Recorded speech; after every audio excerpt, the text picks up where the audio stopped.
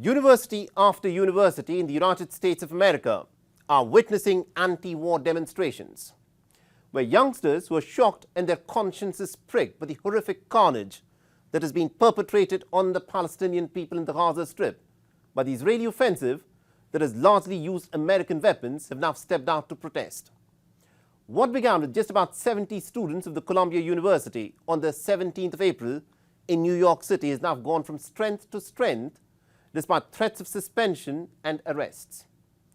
Students from dozens of universities and institutes have joined the spreading protests, with Columbia University remaining the epicenter of the student protest movement.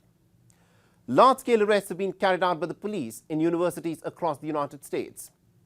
Chemical irritants and tasers have also been used on the protesting students.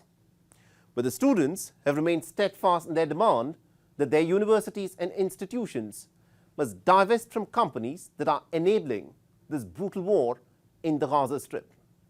What is being witnessed at this moment is reminiscent of the anti-war demonstrations that had rocked the United States of America in the 1960s against the US's Vietnam War. Our next report gets you more details.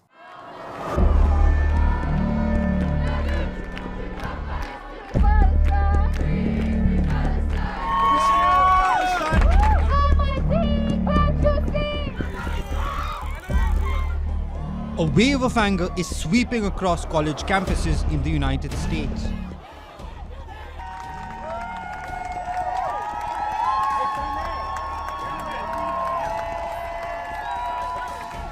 Some of the most prestigious seats of learning in the US have been rocked by protests over the past few days. Students are furious over the Israel-Hamas war and the ensuing humanitarian crisis in the besieged Palestinian territory of Gaza. More than 34,000 Palestinians, mostly women and children, have been killed in Gaza by the Israeli forces since the beginning of the Israel-Hamas war on the 7th of October last year. Columbia University, which has an exchange program with Tel Aviv University, is at the heart of the movement.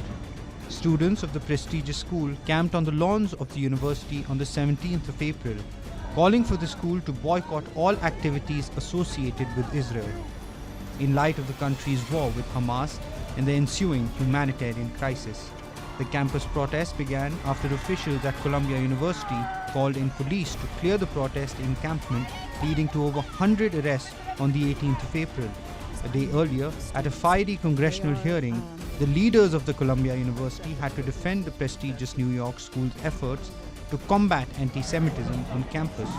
Reportedly, some of the Jewish students had described the encampment as threatening and anti-Semitic. That Columbia strives to be a community free of discrimination and hate in all its forms, and we condemn the anti-Semitism that is so pervasive today. Anti-Semitism has no place on our campus, and I am personally committed to doing everything I can to confront it directly.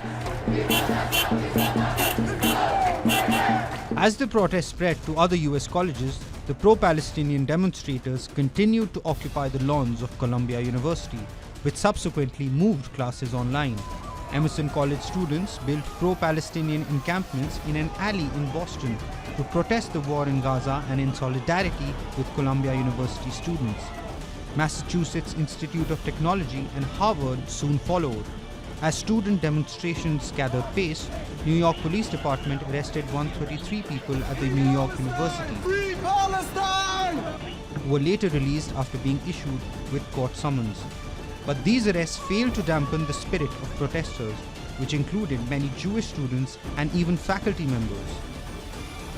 The Gaza Solidarity Encampment is a reflection of the Jewish tradition of togetherness and liberation.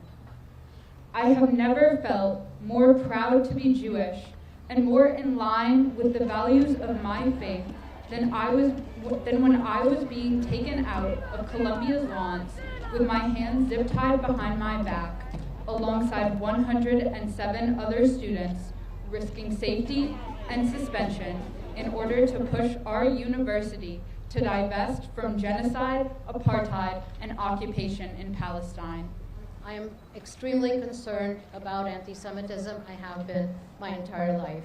And I'm extremely distressed right now to see how anti-Semitism is being weaponized and misused in the, under the guise of safety and security, but actually in the interest of shutting down academic freedom, free debate, critical thinking, and the openness and the independence of higher education and universities in the United States right now. As the pro-Palestinian protests spread to more US campuses, the US House Speaker Mike Johnson, a Republican, suggested that the National Guard could be brought in to quell protests. My intention is to call President Biden after we leave here and share with him what we have seen with our own two eyes and demand that he take action. There is executive authority that be appropriate. If this is not contained quickly, and if these threats and intimidation are not stopped, there is an appropriate time for the National Guard. We have to bring order to these campuses. We cannot allow this to happen around the country. We are better than this. The suggestion evoked strong emotions in a country where in 1970 the National Guardsmen had killed unarmed college students protesting the Vietnam War on the Kent State University campus. Since the protests began on the lawns of Columbia University on the 17th of April, they have now spread to at least 13 more universities in the US and even at the prestigious French university, Sciences Po, Paris. As authorities run out of patience and police carry out large-scale arrests, there has been no let-up in sit-ins and boisterous demonstrations. The United States has a history of campus protests, whether it be against the Vietnam War, against apartheid, Gulf War, Iraq War, or during the Black Lives Matter movement. It's a record of freedom of expression the United States prides itself on.